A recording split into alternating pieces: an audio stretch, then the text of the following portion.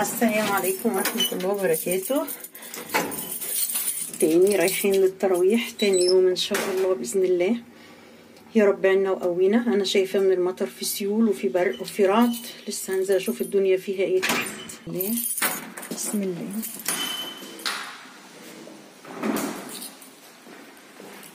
بسم الله الرحمن الرحيم.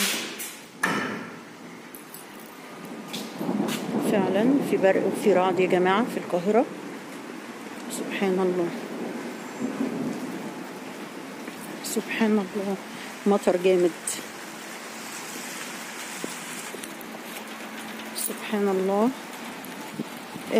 رعد وبرق في السماء جامد جدا جدا، والمطر نازل مطر شديد. سبحانك يا رب.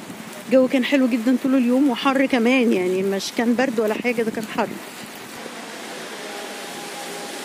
سبحان الله سبحان الله. اللهم صيدا نافعا. سبحان الله، لا اله الا الله، لا حول ولا قوة الا بالله. اللهم انت ربي خلقتني وانا عبدك، وانا على عهدك ووعدك ما استطعت.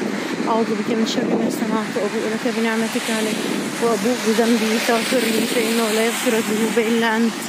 تباركت ربنا وتعاليت. القاهرة غرقانة يا جماعة برق ورعد في السماء رهيب. سبحان الله سبحان الله. اللهم صيدا نافعا، اللهم صيدا نافعا. اللهم ارزقنا بالصحة، متع أولادنا بالصحة والعافية. اللهم ارزق أولادي يا رب العالمين. كده يا جماعة كتير قوي بالمطر ده، الدعاء مستجاب. طبعا أنا سامعة الإقامة، أنا قربت من المسجد بس أنا سامعة الإقامة. طبعا أنا اضطريت أقف شوية، عشان المطر، فده اللي أخرني طبعا. بس إن شاء الله هلحقهم هما في الركعة الأولى بإذن الله. ربنا يسلم يا رب، يسلم يا رب. طبعا الثواب أكتر.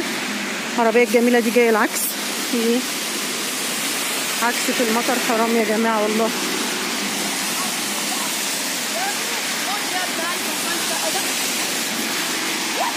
يا رب يا رب تقبل مني.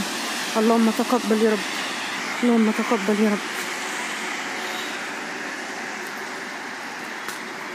بس ما اقدرش ما انزلش، يعني انا شايفه الجو من وانا في البيت، بس ما قدرتش ما انزلش. سلمى بنتي ماما هتنزلي؟ قلت لها هنزل. هقعد في البيت اعمل ايه؟ الستات عادي نصلي في البيت، بس انا المتعه بره حاجه تانية. يعني متعه الصلاه في جماعه حاجه تانية خالص خالص خالص. ما اقدرش بصراحه. انا طول السنه بصلي في البيت،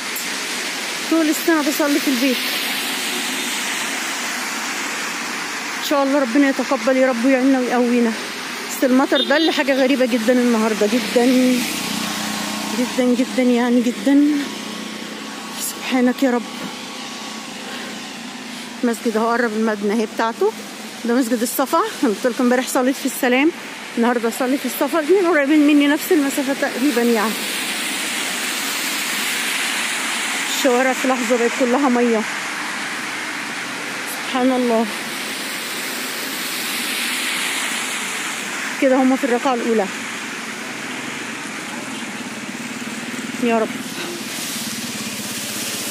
لازم تعرفوا لما توصلوا في صلاة في الركعة الأولى تعملوا ايه، ولو فاتكوا ركعتين تعملوا ايه، ولو هو لحقتوا الركعة الأخيرة بس تعملوا ايه. كل دي معلومات لازم تكونوا عارفينها، عشان لو اتأخرتي أو حاجة تعرفي تتصرفي ازاي وتعملي ايه وتصلي ايه وكده. المسجد اهو. أنا كده وصلت، هقفل معاكم دلوقتي واكلمكم بقى وانا خارجة ان شاء الله بإذن الله. يلا السلام عليكم. احنا خلصنا كده يا جماعه خلاص. سبحان من مغير الاحوال، الدنيا اتغيرت خالص خالص خالص. الشارع نور اهو، كانوا مطفين كل الانوار طبعا عشان المطره، بس كده تمام. الدنيا هديت خالص والجو كأن ما كانش فيه اي حاجه. ما شاء الله الجو اتحسن جدا وصلينا وربنا يتقبل يا رب. كأنه صيف بقى دلوقتي. شايفين الدنيا الناس خارجة كأننا خارجين من الحرم، متعة جميلة يعني بصراحة. ربنا يتقبل منا جميعا يا رب. وزي ما قلت لكم امبارح، اللي عندها القدرة انها تنزل وتصلي تنزل، اللي ما عندهاش وعندها اطفال صغيرين مش تقدر تصلي في البيت، ولما يكبروا تبقى تروحي بقى تصلي في المسجد ان شاء الله باذن الله. يلا اشوفكم بقى في الفيديو القادم ان شاء الله. ما تنسوش اللايك يا جماعة للفيديو. السلام عليكم.